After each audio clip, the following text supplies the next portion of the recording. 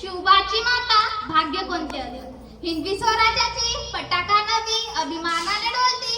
लक्ष देऊन ऐका, होय मी जिजाऊ बोलते, होय मी जिजाऊ बोलते. आमचा जन्म गाढवाच्या घरी झाला तेव्हा दारादारात रांगोळ्या काढण्यात आल्या. हत्तीवरून साखर वाटण्यात आली आणि नाव जिजा असं ठेवले. स्वराज्याचे पवित्र माटी पुन्हा आमच्यात मस्तकी लावण्याचे भाग्य आम्हास लाभले. ही जिजामातांची म्हणजेच आमची पुण्याई होय. होय आम्ही आलोय तुमच्या आऊसाहेब म्हणजेच राजमाता जिजाऊ. एक काळ होता मावळ्यांनो, या महाराष्ट्रात अनेक परकीय सत्यांच्या धामधुमात साजरा केला सर्वात धामधुमात करण्यात गेला होता. अशा काळात आमचा जन्म झाला तेव्हा आम्ही आईच्या इच्छा खातर 7 भाषा शिकलो. शिवबाराजे हे सर्वात आमचे धाडक रत्न होय.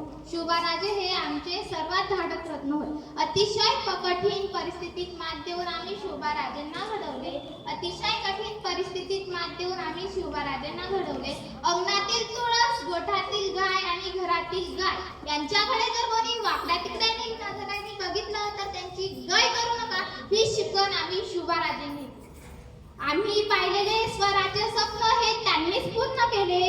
जेव्हा त्यांच्याबद्दल बोललं जातं, एक होता शिवाजी राजा, परवा नव्हती जगाची, परवा नव्हती परिणामाची, साथ होती आई भवानी व जिजाची माताची. मुहूर्त मोह लावली स्वराज्याची, म्हणूनच म्हणतात जय भवानी जय शिवाजी, जय भवानी जय शिवाजी. तेव्हा आमचाहून अभिमानाने भरून उठतो.